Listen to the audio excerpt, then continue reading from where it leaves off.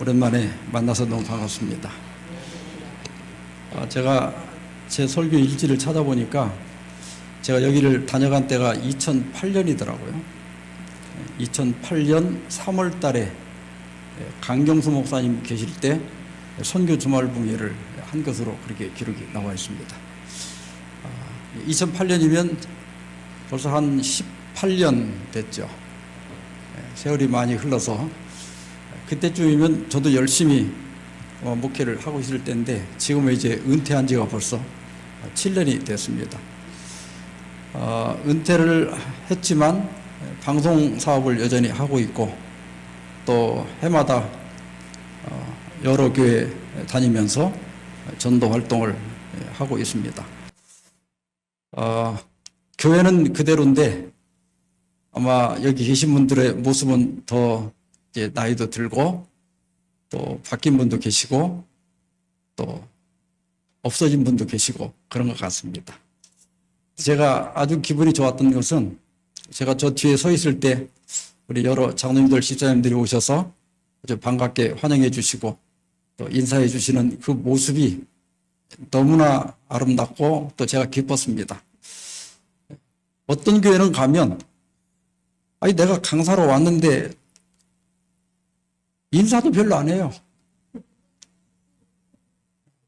쑥스러워서. 근데 나는 내가 뭐 잘못했나 그러고 막 나중에 보면 안 그런데 우리 교회는 목포중앙교는 너무나 와서 밝게 인사를 하시고 반가워해 주시고 특별히 제 방송을 들어주신다고 해서 너무나 감사했습니다. 우리 은 목사님은 제가 아까 말씀하신 것처럼 미디어 센터에 있을 때 오셔서 저를 많이 도와주셨던 좋은 목사님이신데 갑자기 일선교회로 이렇게 내려오시게 되어서 또 저를 불러서 함께 이렇게 주말봉회도 갔고 또 가을에 전도회를 갖도록 초청해 주셔서 너무나 감사하고 또 네 분을 뵈니까 너무 반갑습니다. 제가 이렇게 부를 때만 해도 굉장히 젊으셔서 저는 올 때 나이가 젊은 줄 알았더니 이제 꽤 나이가 드셨고 머리도 희끗희끗해지셨더라고요. 오늘 하고 내일은 그냥 설교라기보다는 조금 공부를 하려고 합니다. 총 주제는 내 아우 아벨이 어디 있느냐 이런 제목으로 오늘과 내일 두 번에 걸쳐서 말씀을 드릴 텐데요. 우리 본문 성경절 창세기 4장 9절을 다 같이 읽겠습니다. 시작. 여호와께서 가인에게 이르시되 내 아우 아벨이 어디 있느냐? 그가 이르되 내가 알지 못하나이다. 내가 내 아우를 지키는 자니까. 이 말씀의 의미는 이따 끝날 때 말씀을 드릴 거예요. 지금 우리나라 인구가 줄고 있죠. 제가 어제 저녁에 받아보니까 우리나라가 1970년만 하더라도 1970년대만 하더라도 합계 출산율이 4.5명이었어요. 그러니까 두 부부가 결혼해가지고 최소한 4명 내지 5명은 낳았어요. 그런데 작년 2024년을 보니까 0.75 그러니까 두 부부가 결혼해갖고 애 하나도 안 낳는다는 얘기예요. 하나 겨우 낳거나 어떤 집은 안 낳거나. 25년도는 어젯밤에 제가 찾아봐도 아직 발표가 안 됐다고 그래요. 아직 통계가 다 모아지질 않아가지고. 근데 예측을 보니까 한 25만 명 정도 태어날 것이다. 그리고 출산율은 조금 올라갔대요. 0.79 내지는 0.8명 정도. 약간 올라갔다. 정부에서 요즘 결혼하면 또 아기 낳으면 지원금을 많이 주다 보니까 또 약간 늘어나는 추세인 것 같습니다. 이렇게 자녀를 많이 낳지 않으니까 우리나라 총 인구수를 보면 2020년에 5,180만 명 최고점을 찍고 지금 점점 줄어들고 있습니다. 그러다가 2070년이 되면 3,700만 명 정도가 될 거다. 지금은 5,000, 한 100만 명 정도 되는데 이게 점점 줄어가지고 2070년이 되면 3,700만 정도 될 거다. 그러면 언제하고 같아지는가 하면 1980년하고 같아집니다. 요즘 지방에 다녀보면 한국 사람들은 몇 명 없고 외국 사람들이 많이 살아요.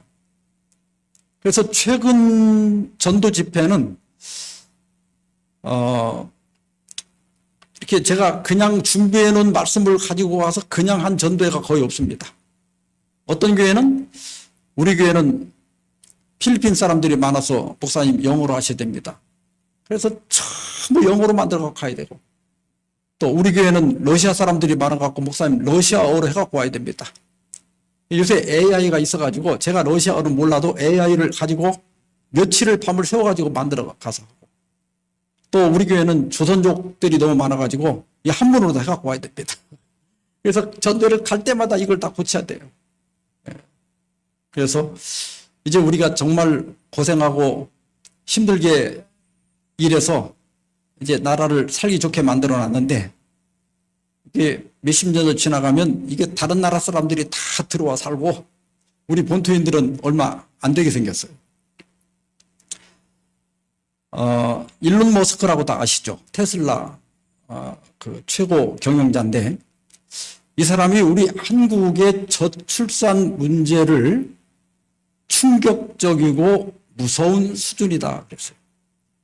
이분이 제일 왼쪽에 그 하얀 부분에 보면 이분이 자기 그 SNS에 올린 건데, 우리나라가 1960년대에 보통 한 부부가 5명 정도의 아이를 낳았다. 그런데 2024년에는 0.68명을 낳고 있는데 이게 세계적으로 유례가 없대요. 이렇게 애를 안 낳는 민족이 없답니다. 그래서 이렇게 0.7명 미만으로 떨어진 상황은 충격적이고 무서울 정도다. 이렇게 되면 매 세대마다 70%씩 감소한다. 한 세대를 요즘 몇 년으로 봅니까? 우리나라는 30년으로 봐요. 이게 한 세대를 어떻게 계산하는가 하면 아이들이 자라나서 결혼하는 평균 나이를 한 세대로 보는 거야. 그러면 평균이 30살에 결혼해가지고 그 아이들이 또 30년 후에 애를 낳을 거 아니에요. 그래서 이걸 한 세대로 보는 거예요. 그러면 세대마다 70%씩 감소하면 세 세대가 지나가면 이게 90년 내지 100년이 지나가면 현재 인구의 약 4%. 그러니까 25분의 1만 남고 없어진다는 거예요. 그러니까 이게 대한민국이 없어지게 생긴 거예요. 그래서 일론 머스크는 뭐라고 하는가 하면, 북한이 전쟁할 필요도 없이 그때쯤 되면 그냥 걸어 내려오면 남한을 차지할 수 있다. 이렇게까지 얘기해요. 그 정도로 지금 인구 문제가 심각합니다. 거기다가 그래도 우리나라 사람들이 꼭 기독교는 아니더라도 뭐라도 믿었거든요.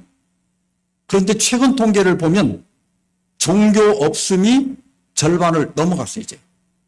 그러니까 요즘 젊은 세대는 종교를 안 해요. 종교를 안 갖습니다.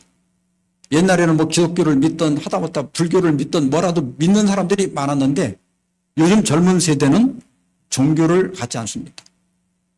그러니까 이런 현 상황을 보면서 우리 교회 미래를 한번 전망해 봅시다. 자, 우리 목포 중앙교회가요, 앞으로 10년, 20년 이렇게 계속 세월이 흘러가면, 첫째, 계속 부흥할 것이다. 두 번째, 그래도 현상 유지는 될 것이다. 세 번째, 점점 쇠퇴할 것이다. 답이 딱 나와버리네. 여러분도 그렇게 동의하십니까? 근데 조건이 있어요. 지금처럼 예배드리고 지금처럼 전도한다면 쇠퇴합니다. 그러면 지금 인구가 줄고 기독교인들이 줄고 종교인들이 준다고 하더라도 지금도 부흥하는 교회는 있을까요, 없을까요? 있어요. 제가 전도회를 많이 다니는데 지금 이렇게 어려워도요, 어떤 교회는 가면 구도자가 막 넘쳐나요. 구도자가 저녁에 뭐 17, 8명, 어떤 많은 데는 20명에서 30명까지 와요. 그리고 침례자가 지금도 옛날 한참 때 제가 전도에 예언전도 많이 하고 다닐 때는 그때 그 하일 장로님하고 해가지고 막 다닐 때는 20명에서 30명씩 침례를 줬거든요. 근데 지금은 5명만 줘도 많이 주는 거예요. 그래도 어떤 교회는 8명씩, 7명, 8명씩 지금도 침례자를 계속 내는 교회들이 있어요.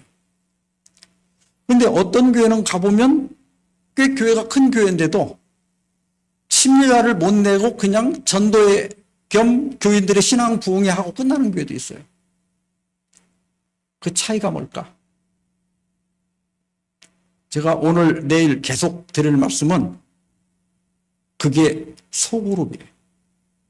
그게 소그룹이 잘 되는 교회는 지금도 부도자가 넘쳐나고 계속해서 침례자가 있고 교회가 불어납니다. 근데 교회가 쇠퇴하는 교회들은 보면 소그룹이 없거나 있지만 제대로 작동하지 않는 거예요. 이게 소그룹의 개념을 잘 모르는 거예요. 옛날 구역반식으로 운영하면 절대로 교인들이 늘어나지 않습니다. 여러분, 교회가 조직된 목적이 뭘까요? 여기 제가 6가지를 써갖고 왔는데 여러분들이 한번 맞춰보세요. 이 교회가 왜 존재할까요? 크게 말씀해 보세요. 복음전도. 예. 여기 있습니다. 자, 그 다음에 예배. 야, 1번 예배예요. 또요. 크게 보세요. 봉사. 있어요. 또요. 요거 6개는 찾아야지.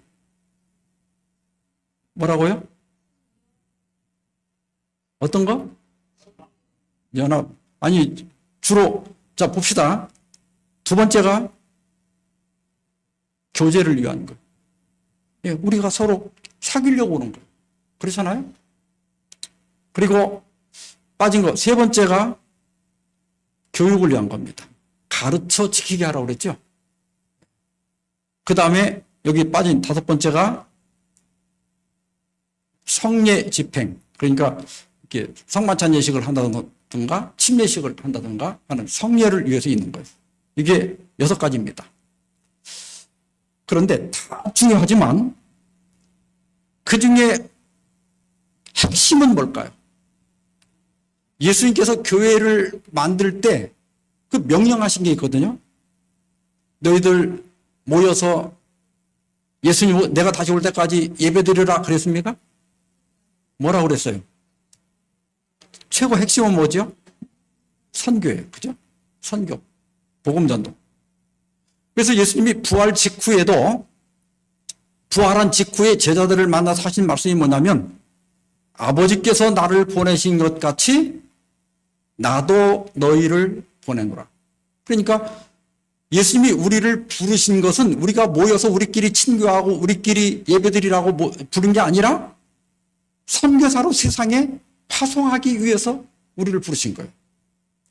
그 다음에 갈릴리 바닷가 곁에 있는 한 산에서 만나가지고 너희는 가서 모든 민족을 제자로 삼아 아버지 아들과 성령의 이름으로 침례를 베풀고 내가 너에게 분부한 모든 것을 가르쳐 지키게 하라. 그리고 이제 감람산에서 승천하기 직전에 제자들이 이스라엘 나라를 회복할 때가 이때입니까? 하고 물었더니 예수님께서 대답하신 게 뭐예요? 때와 시기는 아버지께서 자기 권한에 두셨으니까 너희는 그거 알 필요가 없다. 그러니까 여러분 재림교인들은 재림의 시기를 계산한 사람들이 아니에요. 재림을 전파하고 재림을 위해서 준비하는 사람들이에요. 그때 예수님께서 오직 성령이 너에게 임하시면 너희가 권능을 받고 예루살렘과 온 유대와 사마리아와 그다음에 뭐라고 그랬죠? 땅끝까지 이르러 내 증인이 되리라. 그러니까 예수님의 핵심은 이겁니다. 교회를 세우신 핵심은 가서 열심히 예배드리라가 아니라 뭐예요? 가라. 제자로 삼으라. 그리고 침례를 주라. 그리고 가르쳐 지키게 하라. 땅끝까지 복음을 전하라. 이것이 우리가 받은 사명이고 우리 선조들이 이 사명을 잘 수행했기 때문에 우리 대한민국에도 재림교회가 들어왔고 목포에도 목포 중앙교회가 세워진 겁니다. 근데 이 교회가 만약에 쇠퇴한다면 그건 현재 이 교회를 다니고 있는 우리의 잘못이에요. 우리가 가지 않은 거예요. 우리가 전파하지 않은 거예요. 물론 노력은 했죠. 그러나 우리가 방법을 잘 몰랐기 때문에 이제부터는 그 방법을 배우고 훈련해야 돼요. 우리가 예배도 중요하죠. 음악도 중요하죠. 안식학교도 중요하죠. 교과 공부하는 거 중요하죠. 근데 그 모든 것들은 다 무엇을 위해서 하는 거예요, 우리가? 내가 예배와 안식학교를 통해서 성장한 다음에 그 성장한 신앙을 가지고 나가서 다른 사람을 전도하기 위해서 하는 거예요. 이게 마지막 결론은 전도입니다. 이게 전도하지 않으면 교회가 설립된 의미가 퇴색하는 겁니다. 자, 그래서 이거 다 같이 한번 읽어봅시다. 시작. 전도하지 않는 교회는 교회가 아니다. 전도하지 않는 교회는 그냥 친교 집단이지 교회가 아닙니다. 교회는 왜 세워졌기 때문에? 전도하기 위해 세워졌기 때문에 교회가 전도하지 않는다면 교회가 아닙니다. 그래서 어떤 경우라 할지라도 무슨 일이 있어도 교회는 선교를 하고 있어야 돼요. 계속해서 전도 프로그램이 돌아가야 돼요. 엘렌 화이트 사도행적 9페이지에서 이렇게 얘기했습니다. 교회는 사람을 구원하기 위해 하나님께서 세우신 기관이다. 교회는 봉사를 위하여 조직되었으며 그 사명은 온 세상에 복음을 전하는 것이다. 여기 봉사라고 하는 것은 그냥 어떤 교회 내부에서 집사를 하고 식사당번하고 이런 봉사가 아니고 구원 사업에 참여하기 위하여 우리가 실제적으로 하는 선교 활동을 의미합니다. 왜냐하면 선도는 봉사를 통해서만 선교가 이루어지기 때문에 그래요.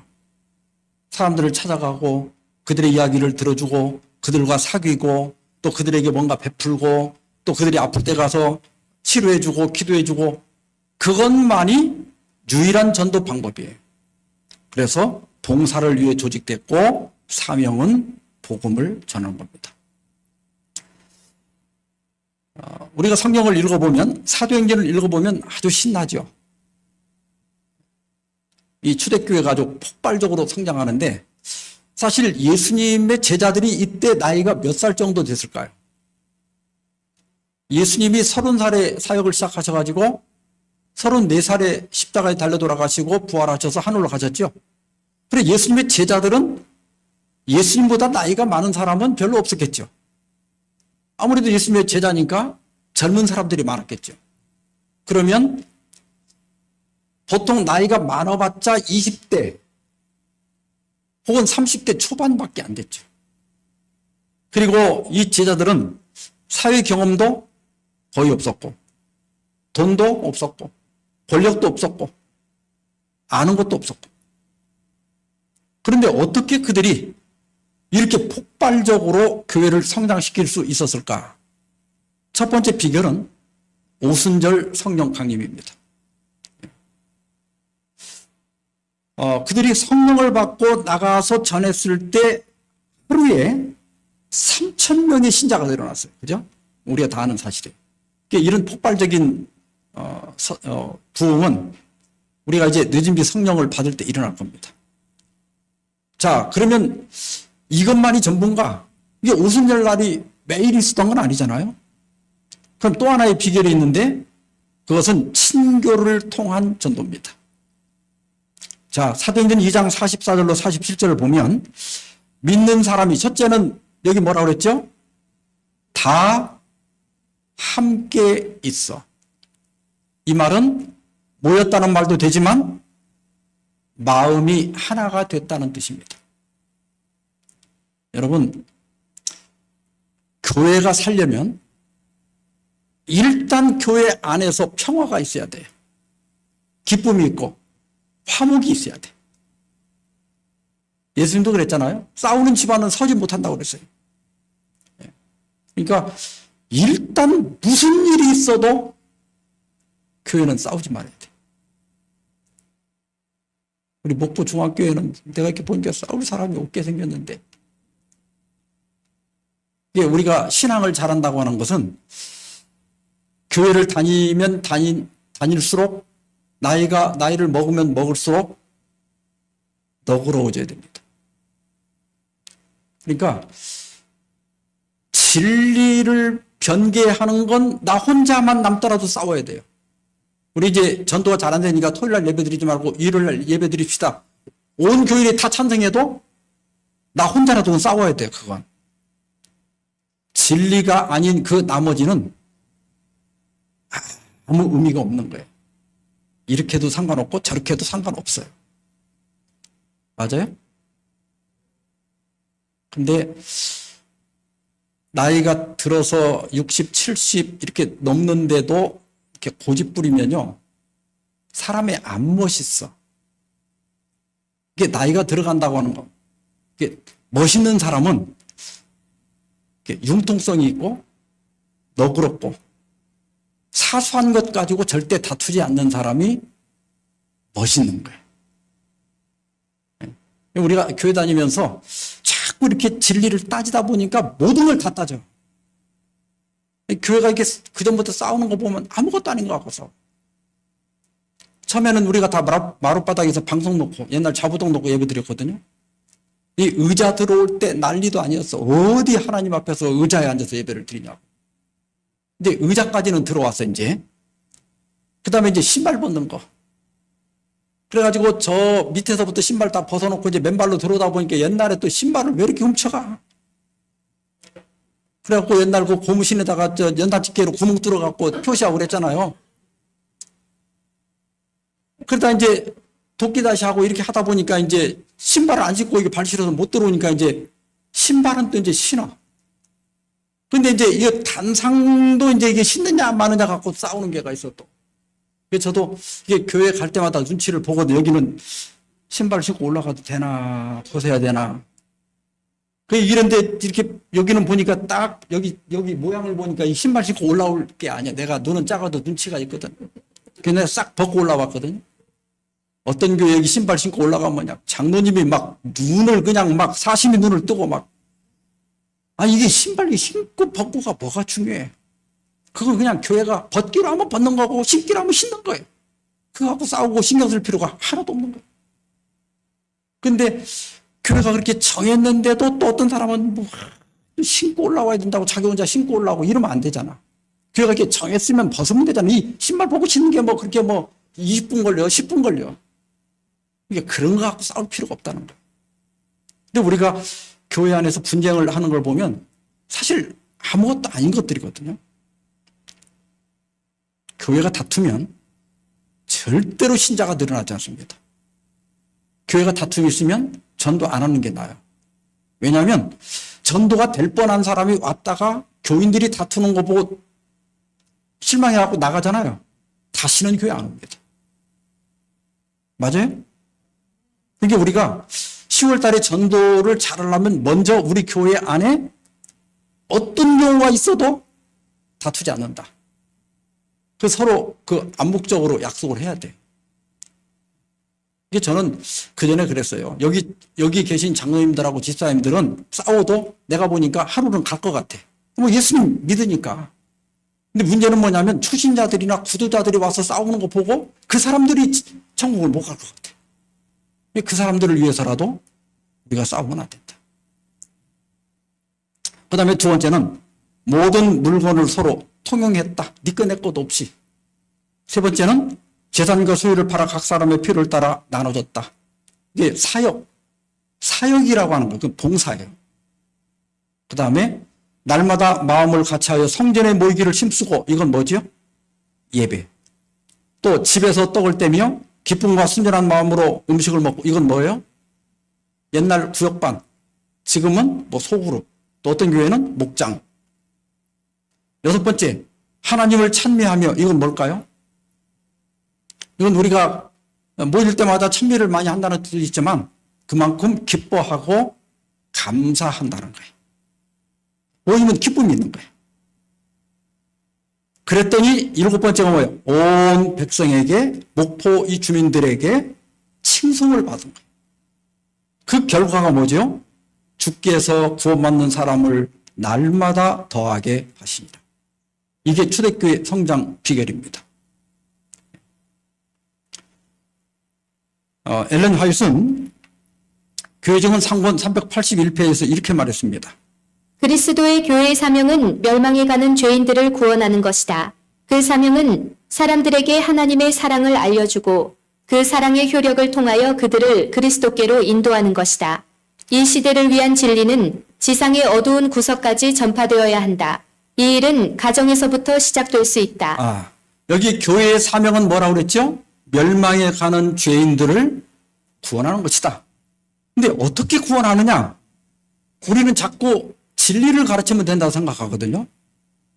근데 사실은 진리보다는 여기 뭐라 하는가 하면 하나님의 사랑을 알려주고 그 사랑의 효력을 통하여 그리스도께 인도하는 거예요. 사람의 마음을 움직이는 유일한 비결은 사랑. 그 사랑은 뭐죠? 그들과 함께 있어주고 그들이 필요한 것들을 채워주고 또 그들과 함께 친구가 되어주고 그들을 위로해주고 이런 봉사활동을 많이 해야 돼요. 그러니까 사실 우리가 예수님 제대로 믿으려고 하면 굉장히 바쁘게 살아야 됩니다.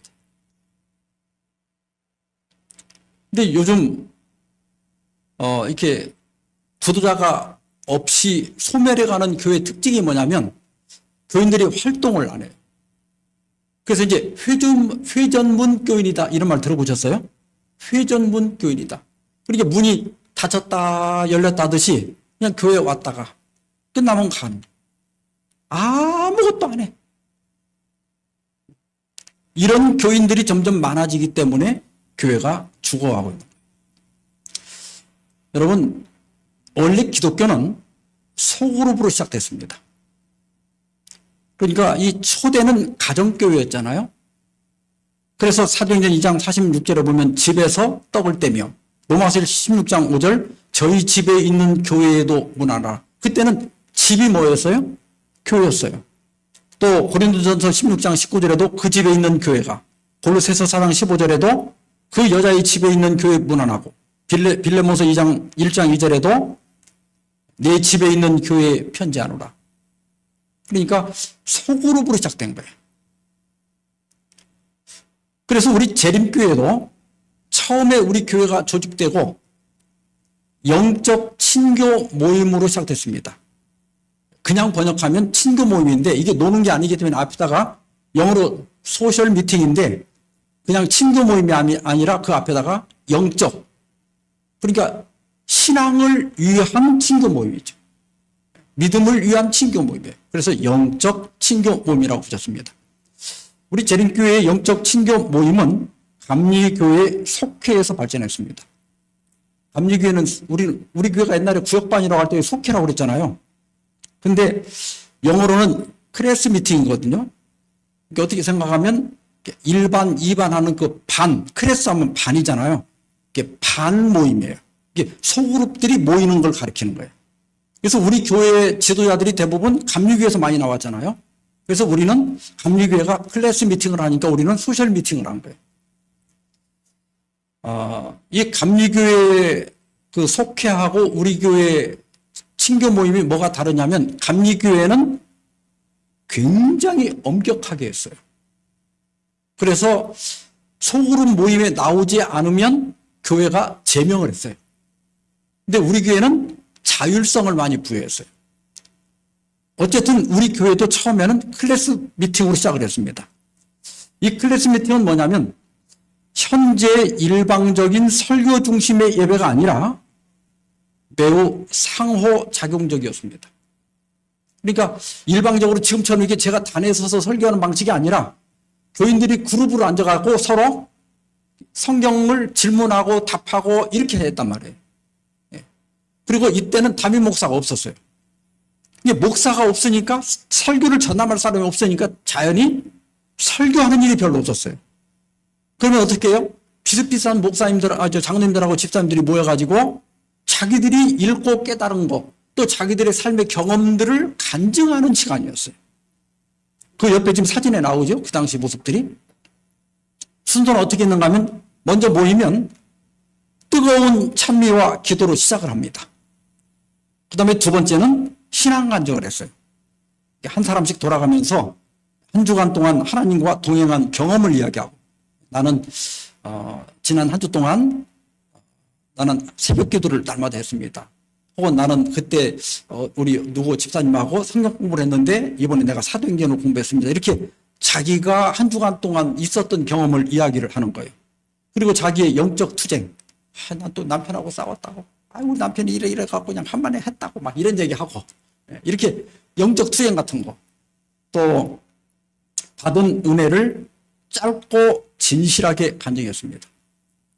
그러면 이제 세 번째로는 간증이 끝날 때마다 그 같이 있는 소그룹 대원들이 아멘으로 화답하고, 또 이제 자기가 생각나는 성경절이 있으면 그걸로 권면해주고 위로해주고 소망을 주고, 이렇게 집회를 가졌습니다. 네 번째로는 영적 활력을 유지했다. 교인들 한 사람 한 사람이 수동적인 관찰자가 아니라 직접 예배에 참여자가 됐다. 그래서 신앙이 실제적인 삶의 경험이 되었다. 우리가 지금 자꾸 이제 어떤 분들을 지적하는데, 우리 옛날에는 교회 가는 걸 뭐라고 했는가 하면 예배 보러 간다 그랬어요. 우리가 그냥 한 말인 것처럼 보이는데, 예배는 사실 드리러 가야 되는 게 맞아. 근데 우리가 다 뭐 하러 갔다고요? 예배를 보러, 구경하러 가는 거예요. 그래서 오늘 목사님이 설교를 잘하나 못하나, 오늘 특창 맡은 사람이 특창을 잘하나 못하나, 기도 맡은 사람이 기도를 잘했나 보러 가는 거예요. 그러니까 구경꾼이야. 근데 초대교회는 안 그랬다는 거예요. 우리 교회 초창기 교회는 그렇게 하지 않았다는 거예요. 모두가 예배에 참여했다. 그리고 다섯 번째는 공동체 결속입니다. 서로의 아픔과 기쁨을 공유하며 강한 형제를 형성했다. 그러니까 이 소그룹 모임을 통해서 자기 일주일 동안 뭐 애들이 속썩였으면 속썩인 이야기, 남편하고 부부싸움 했으면 부부싸움 이야기, 아팠으면 아픈 얘기, 이런 걸 다 주고받다 보니까 서로 너무너무 잘하는 거야. 얼굴 표정만 봐도 저 사람이 무슨 일이 있는지 알 정도로 그렇게 서로를 잘 알기 때문에 이게 형제애가 있었다는 거예요. 다른 사람의 그 아픔이 나의 아픔이 되고, 다른 사람의 슬픔이 내 슬픔이 되고, 또 같이 위로하고. 그 다음에 평신도 지도력을 양성했다. 대중 앞에서 자신의 신앙을 표현하는 훈련을 통해서 많은 평신도 전도자가 배출됐습니다. 그래서 여러분, 지금 여러분이 누군가가 이렇게 구도자가 생기면요, 되게 어떻게 합니까? 내가 가르쳐요? 목사님한테 데려가요? 목사님한테 데려가요. 근데 사실은 내가 가르쳐야 되거든요. 그러니까 우리가 신앙을, 내가 우리 재림교인들을 보면 이렇게 들어보면 저 말이 맞는지 틀리는지는 알아. 근데 당신이 가르쳐봐 하면 한마디도 못 가르쳐.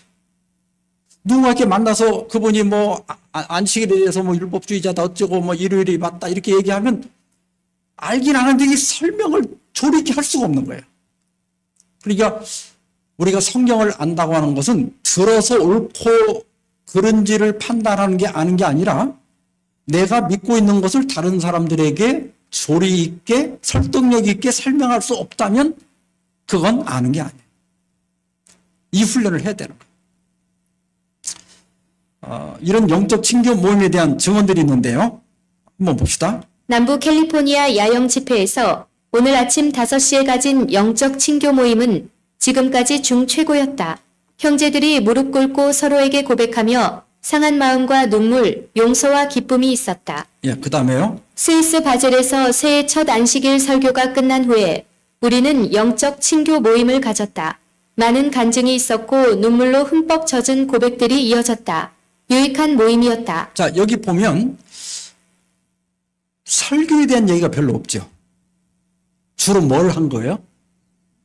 예, 자기 죄를 고백하거나, 또 자기 삶에 어렵고 고통스러운 것들에 대해서 이야기를 하거나, 또 이런 일들이 많이 있었다는 거예요. 이게 자기 삶을 나누는 현장이었다. 이 게리 벨룸 목사님은 지금 캐나다에서 사도행전교회라고 하는 우리 재림교회를 담임하고 있는 목사님이신데, 이분이 이런 이야기를 했습니다. 사도시대와 마찬가지로 성경적인 친교 모임을 지속적으로 시행한 결과 이 작은 재림 신자 무리는 기하급수적으로 성장하여 오늘날 우리가 알고 있는 제7일 안식일 예수재림교회로 발전하게 되었습니다. 통계 자료에 따르면 1870년부터 1900년까지 교인 수가 433% 증가했습니다. 다시 말해 모든 교인이 매년 4명씩 그리스도께 인도한 겁니다. 예.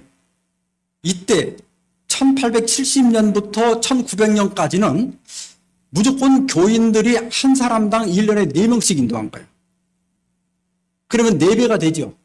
그런데 그분이 4배로 끝나는 게 아니라 다시 침례받은 지 얼마 안 되는 사람도 내년에 또 4명을 또 전도한 거예요. 전체가 다 매년. 이렇게 교회가 폭발적으로 성장한 거예요. 그러다가 7번째 잘 보세요. 목사 부임 후에 교인 수가 늘어나면서 간증할 시간이 부족한 거예요. 이게 사람이 너무 많아지니까. 그러다 보니까 점차 영적 친교 모임은 사라지고 설교자 중심으로 바뀐 거예요. 자, 이렇게 되면서 어떤 일이 일어났느냐? 영적 침체가 온 겁니다. 초기 신자들의 뜨거운 첫사랑이 식으면서 이제 나눌 경험이 고갈된 거예요. 이제는 얘기를 할 게 없어. 영적으로 싸우고 감동받고 이런 경험이 없어져 버린 거예요. 그러다 보니까 간증은 상투적인 문구로 변질되었다. 뻔한 얘기. 그 다음에 9번째는 안식학교와 영적 친교 모임이 분리된 겁니다. 초기에는 안식학교와 영적 친교 모임이 유기적으로 연결되었으나, 그러니까 교과 공부를 할 때 이미 친교 모임을 하고 있었기 때문에 생활을 나누는 게 많았고 교과 공부를 조금 했어요. 근데 시간이 지나다 보니까 사람들이 간증하기를 싫어하게 되고 간증할 것도 없고 이러다 보니까 성경 연구 시간이 점점 늘어나게 된 거예요. 그러다 보니까 성경만 연구하게 된 거예요. 그러니까 같은 반을 다녀도 저 사람이 무슨 고통이 있는지 어떤 아픔이 있는지 뭔가 어려운지 아무도 모르는 거야. 그러니까 교회를 와도 위로받을 데가 없고 나하고 친한 친구가 없고 마음을 털어놓을 사람이 없고 그러다 보니까 영적으로 시들게 되는 거예요. 그러니까 내가 교회 갈 필요가 없다. 가봐야 아무 유익이 없다. 이렇게 돼버린 거예요. 그리고 그렇게 하다 보니까 10번째로 교회 성장이 둔화됩니다. 영적 친교 모임이 사라지면서 회중은 단순한 예배 참여자가 되고 성도 간 친교와 공동체 의식이 사라지면서 선교가 활력을 잃게 됩니다. 그래서 북미주의 전도연구소 소장인 러셀 버릴 목사님은 이렇게 얘기했습니다. 1901년 이후 교회는 친교 모임을 없애고 오전에는 안식학교 수업을 하고 오전 11시에는 예배를 드리는 현재의 예배 운영 방식으로 전환했다. 그게 언제부터라고요? 1901년부터. 자, 이렇게 되는 걸 보면서 그 당시 대총회장이신 데니엘스 목사님께서 1912년 목회자 협의회에서 이렇게 설교를 했습니다. 우리는 대체로 목사들을 각 교회의 담임 목사로 정착시키지 않았다. 몇몇 큰 교회에서는 목사를 선출하기도 했지만 원칙적으로 우리는 현장 사역과 전도 사업을 위하여 언제든 떠날 준비를 하고 있었다. 또한 우리 형제자매들은 담임 목사 없이도 스스로 교회 예배를 유지하고 교회의 제반 업무를 수행할 준비를 해왔다. 나는 우리 교단에서 이 관행이 결코 중단되지 않기를 바란다. 왜냐하면 우리가 전진하는 사업을 멈추고 각 교회에 정착하여 그곳에 머물면서 교인들이 해야 할 생각과 기도와 사업을 목사가 대신해 주게 된다면 그때부터 우리 교회들은 약해지기 시작하고 생명력과 정신을 잃어버리며 마비되고 화석화되어 버릴 것이며 우리의 사업은 후퇴하게 될 것이기 때문이다. 그러니까 여러분 이렇게 말씀을 연구하고 또 나가서 다른 사람들에게 봉사하고 또 우리가 말씀을 가르치고 또 사람들을 관리하는 것을 목사가 하면 안 돼요. 여러분 한 사람 한 사람들이 다 그 일을 해야 돼. 그런데 목사를 딱 이렇게 주재시키면서 이제 목사님한테 다 밀어버리고 교인들은 구경꾼이 돼버린 거예요. 이것이 지금 교회가 비는 원인이 됐다. 그러니까 우리가 정말 이 목포 중앙교회가 예전처럼 이 빈 의자가 영혼들로 가득 채워지기를 바란다면 이걸 누가 해줄 수가 없어요. 누가 해야 돼? 옆에 있는 우리 장로님이 해야 돼? 우리 저 집사님이 해야 돼요? 내가 해야 돼, 내가. 내가 안 하면 아까 그 3번 답이 나오는 거예요. 우리 교회는 쇠퇴할 것이다. 그러다가 1915년 7월 6일 날 엘렌 화이트 여사가 서거합니다. 그 다음에 어떤 일이 일어났냐면 엘렌 화이트이 사망한 후 교회는 영적 친교 모임을 해산하고 각 교회의 목사를 배치했다. 이게 옛날에는 목사가 순회 목사였어요. 이게 목사님은 몇 명 안 되고 교회는 많으니까 목사님들이 이 교회 저 교회를 떠돌면서 조금씩만 가 도와주면 되는 거예요. 나머지는 교인들끼리 교회를 운영해 나가고 전도를 다 했거든요.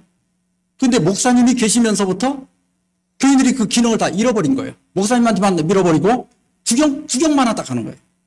이것이 교회가 쇠퇴하게 된 원인이다. 그래서 여러분, 목사가 주재하면서 처음에는 이 영적 친교 모임이 잘 될 때는 매년 433%씩 성장하던 교회가 1930년부터 1960년까지는 167%. 천년이 조금 나아져갖고 약 200% 정도 성장하고 있다. 근데 우리 한국교회는 이미 쇠퇴하고 있고 이건 이제 아프리카나 남미 쪽을 얘기하는 거예요. 대쟁투 464페이지 보면 최후 심판이 내리기 전에 사도 시대 이래 일찍이 목격하지 못한 근본적인 경건의 부흥이 일어나고 느림비 성령이 역사한다고 그랬거든요. 그래서 우리가 느림비 성령을 받기 위한 기도회 같은 거 많이 하죠. 근데 엘렌 화이트는 그렇게 갖고는 느림비 성령이 내리지 않는다고 그랬어요. 느림비 성령은 우리가 활동하고 있을 때 내린다고 그랬어요. 그게 바로 뭐냐면 영적 친교 모임을 다시 회복하는 겁니다. 여기 리벤 헤럴드에 있는 기사인데 봅시다. 만일 인간의 지혜의 말이 더 적게 말해지고 그리스도의 말씀이 더 많이 말해진다면, 만일 설교를 더 적게 하고 영적 친교 모임을 더 많이 갖는다면 우리의 교회들과 장막 집회에는 전혀 다른 분위기가 만들어질 것이다. 성령의 부어주심을 위하여 기도의 시간들이 마련되어야 한다. 예, 우리가 성령을 받으려면 영적 친교 모임을 살려야 돼요. 여기 기도 시간은 그냥 기도 시간이 아니라 기도 집회가 아니라 영적 친교 모임에서 갖는 기도 모임들이에요. 이게 살아나지 않으면 느림비 성령이 역사할 수 없다는 겁니다. 그래서 러셀 버릴 목사는 이렇게 얘기했습니다. 지금은 다시 한번 재림교회가 매주 경험하던 생명력 있는 친교적 모임을 회복해야 할 때이다. 이제는 재림교회 연중계획 속에 친교적 소그룹 모임을 포함시켜야 하며 한 걸음 더 나아가 재림교회 예배 속에서 매우 중요한 지배적인 요소로 삼아야 한다. 이렇게 할 때에만 우리가 명실공히 성경과 엘렌 화이트의 권명과 재림교회 유산에 충실하다고 말할 수 있을 것이다. 예. 그러면 우리가 여기도 제가 아까 밥 먹으면서 목사님께 소그룹이 있느냐 이렇게 물어보니까 소그룹이 있다고 말씀하시더라고요. 근데 제가 이제 자세한 얘기는 못 들었어요. 근데 그 소그룹을 어떻게 운영하느냐가 굉장히 중요하거든요. 그 실제적인 것들을 내일 말씀드리려고 합니다. 자, 우리 처음 읽었던 본문의 말씀으로 돌아가서 하나님께서는 가인에게 내 아우 아벨이 어디 있느냐고 물으셨습니다. 오늘 우리에게도 내 남편 어디 있느냐? 내 아들 어디 있느냐? 내 딸 지금 어디 있느냐고 물으시는 거예요. 가인은 내가 내 아우를 지키는 자입니까? 이렇게 물었거든요. 내 책임 아닙니다. 이렇게 하려고 그랬단 말이에요. 근데 하나님께서는 아니라는 거예요. 우리 직장 동료들, 우리 옆집에 아는 사람들 어디 있냐고 주님께서 묻는 겁니다. 그리스도인 선교봉사 13페이지입니다. 믿음의 형제 자매들이여, 그대들의 마음속에 내가 내 아우를 지키는 자니이까라는 질문이 떠오르는가? 그대가 하나님의 자녀라고 주장한다면 그대는 그대의 아우를 지키는 자이다. 주님께서는 교회가 구원할 수 있는 매체가 될 수 있었던 영혼들에 대하여 그 책임을 교회에 물으신다. 우리는 우리가 접촉하는 모든 사람들에 대하여 책임이 있다는 거예요. 우리 남편, 우리 아내, 우리 자녀들, 우리 부모, 내 동생들, 또 우리 직장 동료들, 또 우리가 동네에서 알고 있는 사람들. 아이고 뭐 그 사람 우리 아파트에 같이 사는데 내가 무슨 책임이 있습니까? 이래서는 안 된다는 거예요. 주님께서 그 영혼에 대한 책임을, 구원의 책임을 나에게 물으신다는 겁니다. 이 당시에 그 뉴 잉글랜드에서 이렇게 우물을 파다가 이렇게 그 흙더미가 무너지면서 사람이 그 흙더미 속에 묻혔습니다. 그래가지고 이제 그 즉시 그 온 동네에 비상 연락이 전해지고 기술자, 농부, 상인, 변호사들이 그를 구원하기 위해서 달려와서 온 동네가 다 나서가지고 그 영혼을 구원한 얘기를 해요. 우리 영상을 하나 보겠습니다. 2013년 4월에 그 루마니아 세가르체아에서 7살 된 아이가 우물에 빠졌는데 그 우물의 깊이가 한 15m. 그런데 이 기름이 30cm밖에 안 돼가지고 이 아이를 누가 들어가서 끄집어줄 수가 없는 거예요. 그래가지고 17시간 동안 이제 옆에를 파보려고 했는데 나중에 아이 울음소리가 그쳐버렸어요. 근데 이제 산소도 넣고 이렇게 했지만 위험해지는 겁니다. 이거 파다가는 애가 죽게 생긴 거예요. 이게 17시간을 파도 아직도 못 들어간 거예요.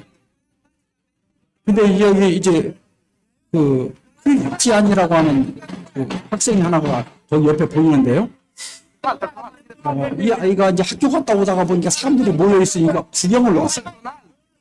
근데 지금 애는 이제 죽어가고 소방관들은 밧줄을 이렇게 2개를 내려가고 애를 이렇게 묶어갖고 올려보려고 뭐 수도 없이 했지만 이게 안 되는 거예요.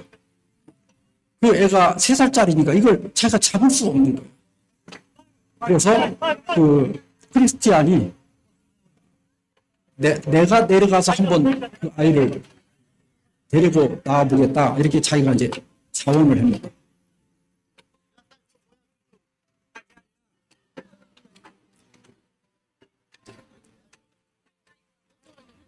네. 그래서 처음에는 이제 어른들이 듣지 않고 그냥 어떻게 해보려고 그랬는데 안 되니까 얘를 이렇게 밧줄을 묶어가지고 거꾸로 내려보내가지고 얘가 이제 그 아이 손을 붙잡아서 끄집어 내보자. 그렇게 해서 이제 준비를 하고 있는 겁니다.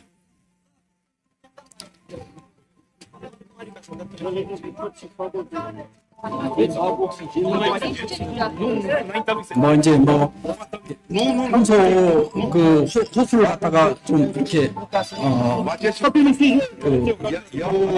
그 안에가 산소가 들어가니까 대라고도 하고 그 앞에다 이제 라이트 그 아이를 아야 잡으니까 여기다 라이트를 잡고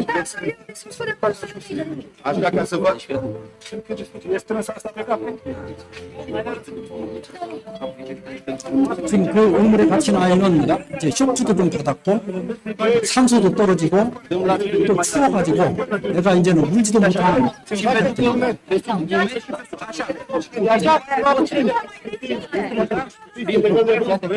지금 막 소방관들이 와서 이제 이렇게 하라 저렇게 하라는 얘기를 하는 겁니다.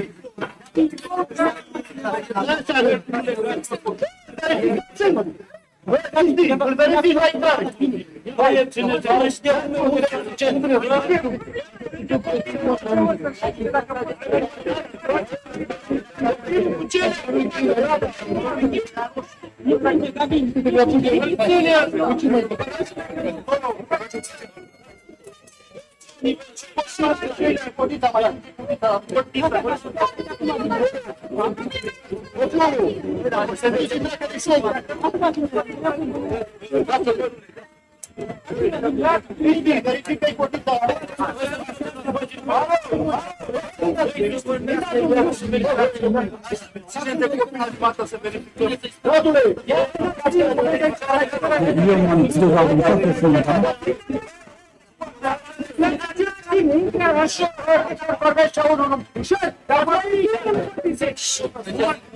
네, 조심스럽게 머리를 내밀고 먼저 머리를 놓고 이제 아래로 내려가셔 갑니다. 이제 조용히 하라고. 이제 서로 힘을 주고받아야 되기 때문에. 그래서 아이가 이제 손을 잡았다고 다리를 탁 손을 때리니까 끌어올린 거예요. 저 이제 드디어 여기 들어있습니다.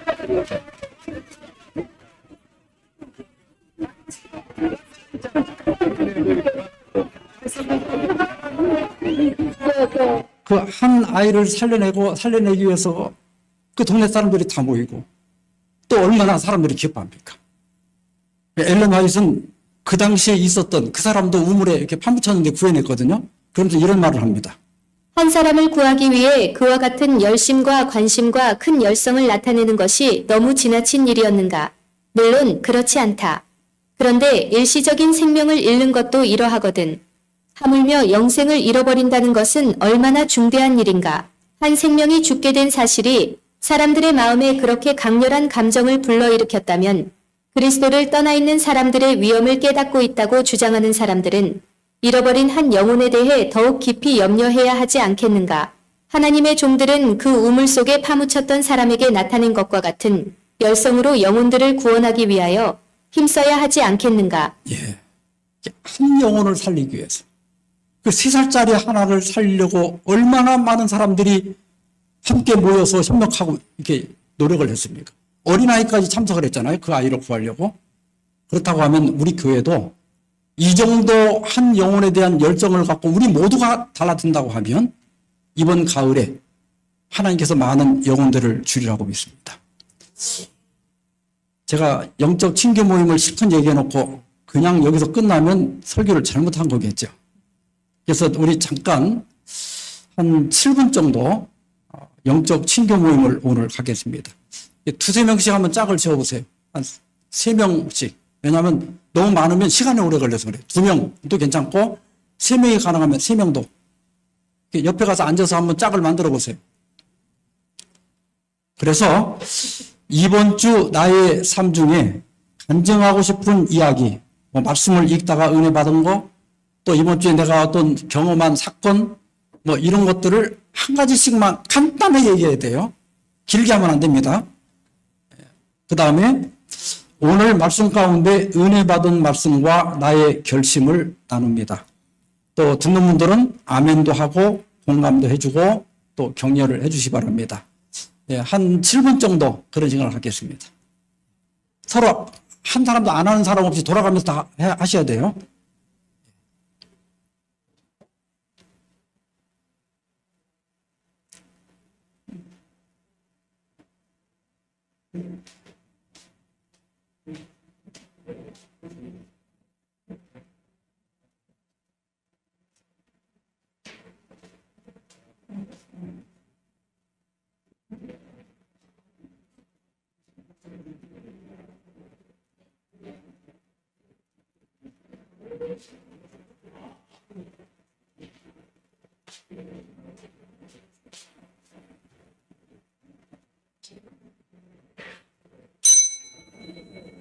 마무리해 주시기 바랍니다. 어떻게 친교 모임 제가 지금 시간이 다 됐는데요. 오늘은 그냥 끝나는데 이렇게 한 다음에 발표하기를 원하는 사람이 있으면 이제 손을 들고 1명 내지 2명 정도 오늘 우리 이 친교 모임에서 이건 내가 전체한테 좀 들려주고 싶은 얘기가 있다. 그러면 그 사람이 발표하고 끝내는 거예요. 어떤 식으로 하는지 아시겠죠? 그러니까 여러분들이 여기 목사 설교를 듣고 그냥 집으로 가면 거의 다 잊어버립니다. 다음 주에 지난주 안식일에 목사님 뭐 설교했나고 물어보세요. 기억하는 사람이 거의 없어. 근데 여러분들끼리 이야기를 나누면 거의 기억을 해요. 그러니까 목사님 설교가 끝난 다음에는 반드시 영적 친교 모임을 가져야 돼요. 그래야 내 것이 되고 들은 만큼 성장이 되거든요. 오늘 맛배기로 조금 했습니다. 내일 이제 실제적인 얘기들을 조금 더 해드리겠습니다.